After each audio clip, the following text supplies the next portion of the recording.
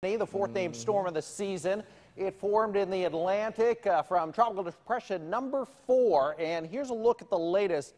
It's several thousand miles away from South Florida and the U.S. East Coast, but definitely getting better organized tonight as it moves across the Atlantic. Warm water here, and it continues to intensify. Expected to become a hurricane in the next day or two. And after that, move toward the Caribbean. The wind's at 40 miles an hour. It is moving west at 12. Here's the forecast track through the next 5 days. Tropical storm the next 2 to 3 days.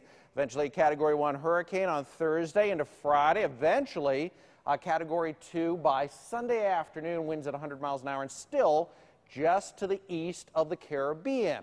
This is taking into account one of our really good models, GFS. It's a much slower model than the others. The GFS keeping it very slow, actually, as it travels across the Atlantic. And some of the other models bring it a little faster in toward the Caribbean on Sunday and Monday. We'll watch it closely for you, but all the ingredients are there to really get this thing going into a pretty decent hurricane. Wind shears, not much wind shear around. Water temperatures are pretty good. And the environment ahead of it also looks very nice. Winds aloft are very nice. So we do expect a hurricane eventually. In the month of August, we look for tropical storm development in the Gulf of Mexico, in the Caribbean, and then, of course, off in the Atlantic. It's what we call the Cape Verde hurricanes, the ones that have thousands of miles of ocean water to gain strength before they become any threat to the U.S. East Coast. So we have lots of time to watch it. If it has any impact on South Florida, it would be at least a week and a half away.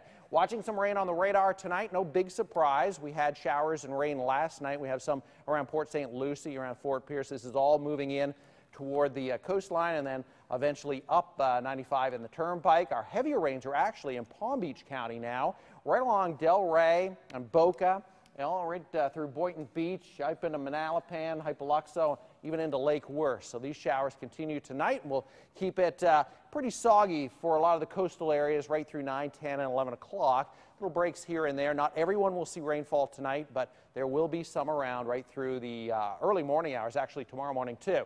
Seas tomorrow, 2 to 3. Again, showers lingering through the mid-morning hours, so umbrella needed.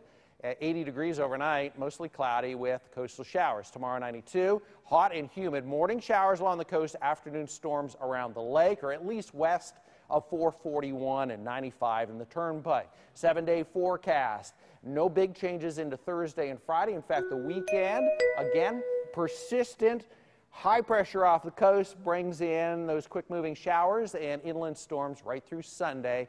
Next week, more scattered showers and storms on the way.